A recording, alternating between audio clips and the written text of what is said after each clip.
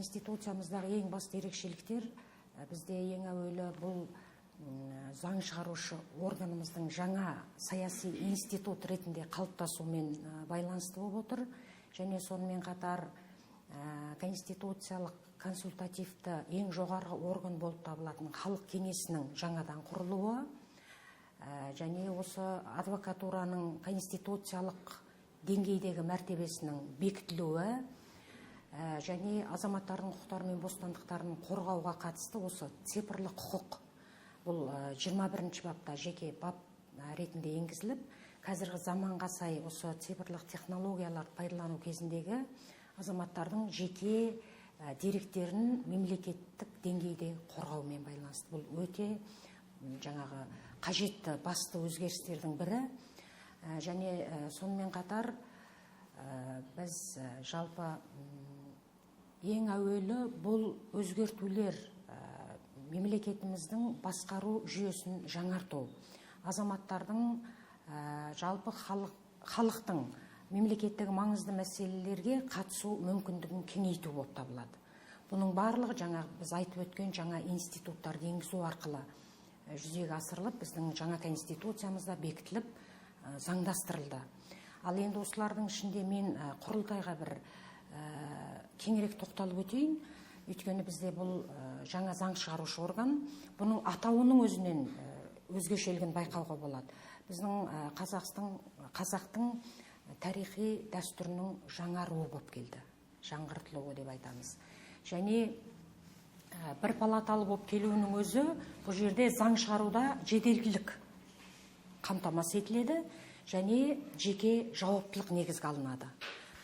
Сонымен қатар бұл жерде бір палата болғаны заң шығарудың сапасын төмендетуі мүмкін деген пікірлер бар. Ондай емес, керісінше жауаптылық күшейеді бұл жерде. Және біз сондықтан осы бір палаталы болуы атын біз қазақтың осы қазақи негізге бейімдеп көрсету, осының барлығы біздің мемлекетіміздің жекелігін, өзіміздің ұлттық ерекшелігімізді тағы да нығайта түскеннің көрінісі.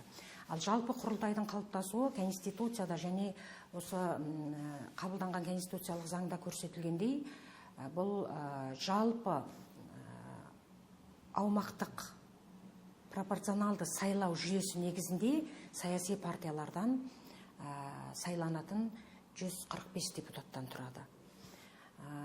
Бұның өзі бізде жаңағы депутаттар санын анықтауда осы заң шығарудың сапасын, қоғамдық қатынастарды реттеудегі тиімділігін арттырумен тікелей байланысты. Ал сонымен қатар құрылтай депутаты болып сайлану үшін 25 жасқа толған Қазақстан Республикасының азаматы соңғы 10 жыл сол аумақта тұрақты тұрған деген сияқты талаптар қойылады. Оның барлығы біздің мемлекетіміздің саяси, тарихи, жалпы жан-жақты соңғы жаңалықтар, өзгертулер, қажетті проблемалармен етене таныс болу керек. Бүкіл халықтың мүддесін қорғайтын халық өкілі осы сайлану барысында осындай талаптар қойылады. Демек, біз қазіргі жаңа конституциямыздан үлкен үміт күтеміз. Өйткені мемлекетіміздің жаңаша дамуы, өзгеруі осы ата заңымызбен байланысты. Жалпы біз ата заң, негізгі заң деп жатамыз. Бұл өйткені заңның заңы. Осы конституция кез келген мемлекеттің бет-келбеті.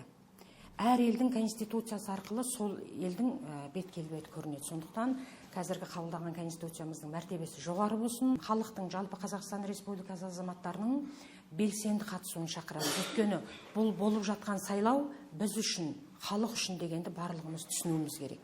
Сондықтан саяси белсенділігіміз жоғары болсын. Сайлауға барлығымыз бірдей қатысып, өз өкілдерімізді сайлайық.